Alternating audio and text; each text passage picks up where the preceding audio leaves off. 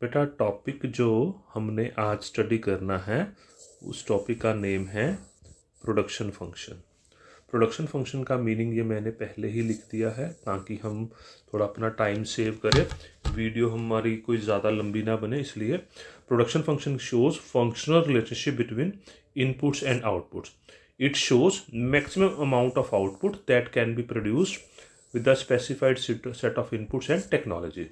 मतलब कि production function show करता है कि किसी फर्म के पास जितने भी इनपुट्स हैं, जैसी भी टेक्नोलॉजी है, उन इनपुट्स और उस टेक्नोलॉजी के साथ मैक्सिमम आउटपुट कितनी प्रोड्यूस की जा सकती है, ये प्रोडक्शन फंक्शन शो करता है। प्रोडक्शन फंक्शन जो है वो दो तरह का हो सकता है, short run production function and long run production function. Short run production function को लॉ ऑफ वेरिएबल प्रोपोर्शंस भी कहते हैं। इससे पहले मैं आपको बताऊंगा short period and long period का मीनिंग क्या होता है। बेटा शॉर्ट पीरियड इकोनॉमिक्स में वो टाइम पीरियड होता है जिसमें some factors are fixed and some factors are variable, और आउटपुट बढ़ाने के लिए हम सिर्फ वेरिएबल फैक्टर को बढ़ा सकते हैं, हम फिक्स्ड फैक्टर को शॉर्ट रन में नहीं बढ़ा सकते। फिक्स्ड फैक्टर कौन से होते हैं, जैसे लैंड है, नई बिल्डिंग है या मशीनरी है, ये सारे फिक्स्ड फैक्टर है। शॉर्ट रन में हम नई लैंड भी परचेज नहीं कर सकते, नई बिल्डिंग भी नहीं लगा सकते, नई मशीनरी भी नहीं लगा सकते। शॉर्ट रन में हम सिर्फ वेरिएबल फैक्टर और बढ़ा सकते हैं। वेरिएबल फैक्टर यानी कि हम नई लेबर और लगा सकते हैं, हम रॉ मटेरियल और लगा सकते हैं, ये वेरिएबल फैक्टर होते हैं। ठीक है, यानी कि इकोनॉमिक्स में short run is that, short period is that time period in which some factors are fixed and some are variable.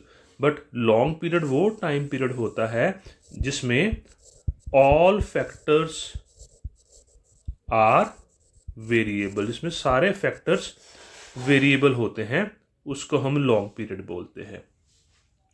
हमने सबसे पहले डिस्कस करेंगे short run production function. Short run production function को लॉ ऑफ वेरिएबल प्रोपोर्शंस भी कहते हैं। ठीक है, ये जो लॉ है this is applicable in short period, right. ये लॉ ऑफ वेरिएबल प्रोपोर्शंस क्या बताता है, ये लॉ ऑफ वेरिएबल प्रोपोर्शन ये बताता है कि शॉर्ट रन में जब हम एक फैक्टर को फिक्स रखकर दूसरे फैक्टर की क्वांटिटी बढ़ाते जाते हैं, ठीक है, मतलब एक फैक्टर, अगर दो फैक्टर है ना, एक फिक्स्ड है दूसरा वेरिएबल है, एक फैक्टर को फिक्स रखकर दूसरे फैक्टर की क्वांटिटी जैसे जैसे बढ़ाते जाते हैं, शुरू में जो टोटल प्रोडक्शन होगी it will increase at increasing rate and after some time production will increase at decreasing rate. कि शुरू में प्रोडक्शन इंक्रीजिंग रेट से बढ़ेगी, बाद में प्रोडक्शन डिक्रीजिंग रेट से बढ़ेगी।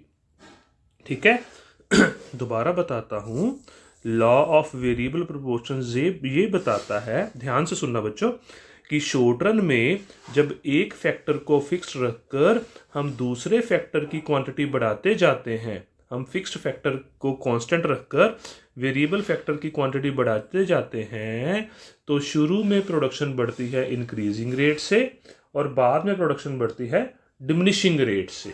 ये है law of variable proportions. assumptions of law of variable proportions। पहली assumption, techniques of production are constant, all factors are fixed, सिर्फ वन है जो वेरिएबल है, बाकी सारे फिक्स्ड है। all units of variable factor are homogeneous, factor proportions are variable। ये चार assumptions हैं जो law of variable proportions की हैं।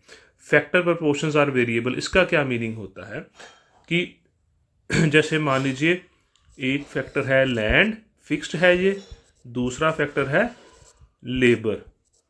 लैंड फिक्स्ड है, लेबर वेरिएबल है, 1 2 3 4, मतलब एक लैंड पर एक लेबर, एक लैंड पर दो लेबर लगाई, फिर उसी लैंड पर तीन, तो फैक्टर के प्रोपोर्शंस क्या हुए पहले, 1:1, 1:2, 1:3, 1:4। ये फैक्टर प्रोपोर्शंस हो गए वेरिएबल। ठीक है तो ये असम्पशन है, फैक्टर प्रोपोर्शंस आर वेरिएबल। इस लॉ को हम एक टेबल और एक डायग्राम द्वारा शो कर सकते हैं। पहले हम इस लॉ को एक टेबल से शो करते हैं। मैंने टेबल के कुछ कॉलम पहले लिख लिए। ये फिक्स्ड फैक्टर पहले कॉलम में लैंड फिक्स्ड रह रही है।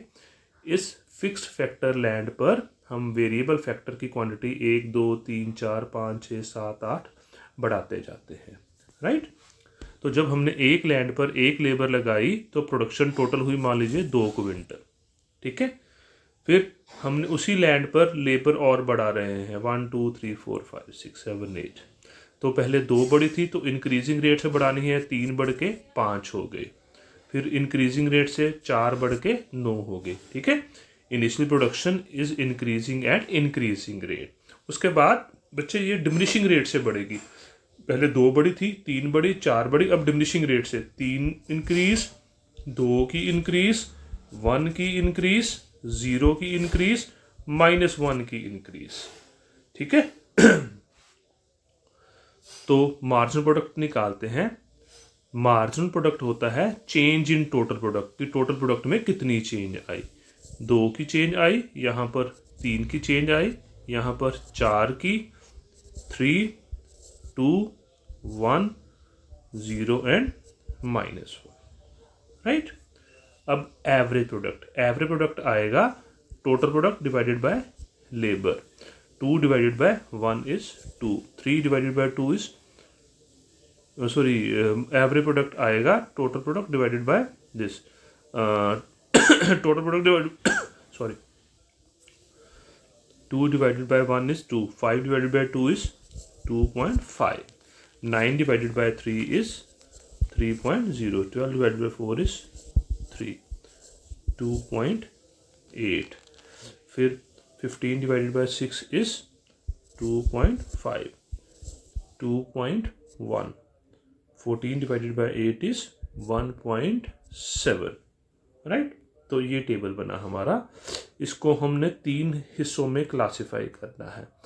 पहला पार्ट जहाँ पर एपी और एमपी दोनों बराबर हैं, यहाँ पर एक लाइन, अगली लाइन बेटा जहाँ पर मार्जिनल प्रोडक्ट 0 है वो वाली लाइन, ठीक है।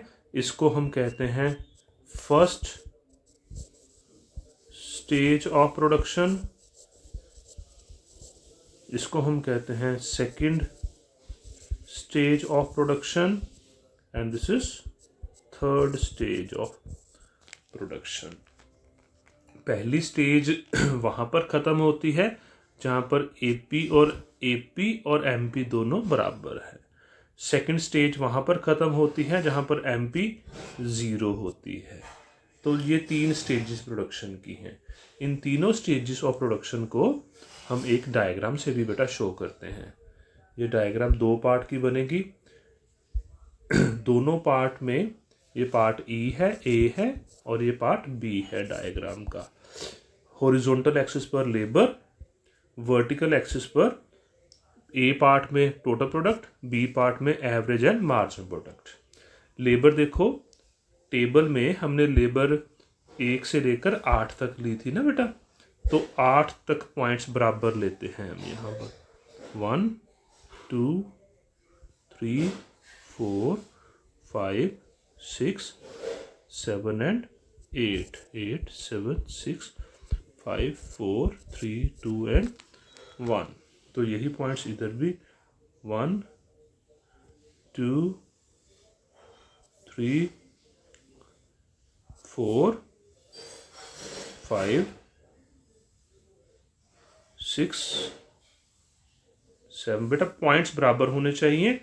आपके पास स्केल होगा, you can use scale also. 8 7 6 5 4 3 2 and 1। बच्चों देखो, ये पहली डायग्राम में हमने टोटल प्रोडक्ट को बनाना है, दूसरी डायग्राम में हमने एवरेज प्रोडक्ट और मार्जिनल प्रोडक्ट को बनाना है। टेबल के अकॉर्डिंगली बनेगा। टेबल देखो, टेबल जो हमने बनाया था ना पिछले पेज पे, उसमें हमने यूनिट्स ऑफ लेबर जो है 8 तक लिए थे टेबल में, तो हम यूनिट्स ऑफ लेबर इसमें 1 2 3 4 5 6 7 8 और दूसरी डायग्राम में भी 8 तक ले लिया। यहाँ पर टोटल प्रोडक्शन को बढ़ाना है।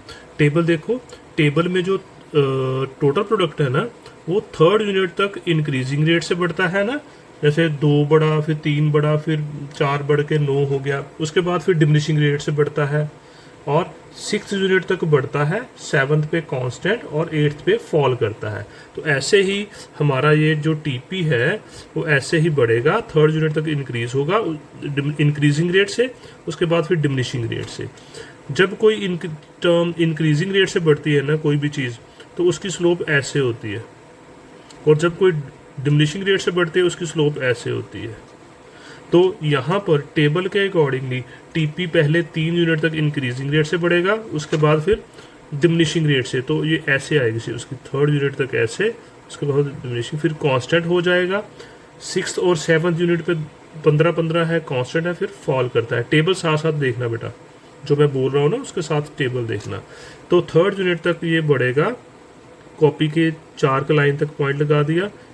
थर्ड यूनिट तक वो बढ़ेगा इंक्रीजिंग रेट से, फिर 6 यूनिट तक बढ़ेगा वो डिमिनिशिंग रेट से। तो 6 पे भी एक पॉइंट लगा दिया कॉपी की 6 लाइन तक का, 7 लाइंस तक का, और 6-7 पे कांस्टेंट है।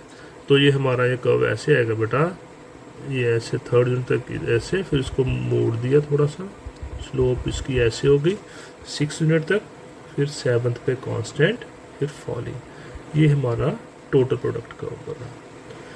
तो ये 7th से एक लाइन डॉटेड नीचे लेके आनी है, इसको मैं डिलीट कर देता हूँ।